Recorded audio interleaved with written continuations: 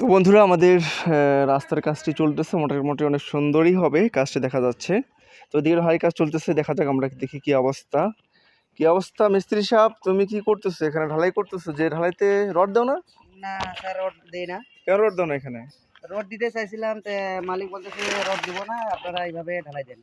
কেন? তো আমাদেরকে তো ডিজাইন দিছি যে এখানে 5 ইঞ্চি ঢালাই দিয়ে রড দিয়ে ঢালাই করতে না, বলছি। 5 ইঞ্চি ঢালাই দিতে চাইছিলাম, পরে মালিক বলতেছে 3 ইঞ্চি ঢালাই দিন, কারণ আমার গাছে গোড়ায় মাটি পড়লে গাছ মারা যাইতে পারে। আচ্ছা ঢালাই তোমরা 3 ইঞ্চি দাও, সমস্যা নেই, কিন্তু রড তো দিতে হবে। রড না দিলে যেটা ফেটে যায়, যদি এখন ফেটে যায়, মালিক এখন আমরা যে কাজটা করতেছি এই যে যদি ভেঙে যায়, ফেটে যায়, তাহলে তো দুর্নামি তো আমাদের হবে। মালিক ছিল বলবে যে মিস্ত্রিরা কি কাজ করছে, ইঞ্জিনিয়ার কি ডিজাইন করে দিচ্ছে, তো দুর্নাম তো আমাদের হবে। না, ভালো করে বুঝাইতে হবে না? উনি কোথায়?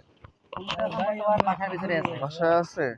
তো যাই হোক, তোমরা তাহলে এইভাবে করতেছো, উনি করছে, যাই হোক আমাদের করার কিছু নেই। যেহেতু তিনার বাড়ি, তিনি যা চাচ্ছে আমাদেরকে তাই করতে হচ্ছে, এই হচ্ছে অবস্থা বন্ধুরা।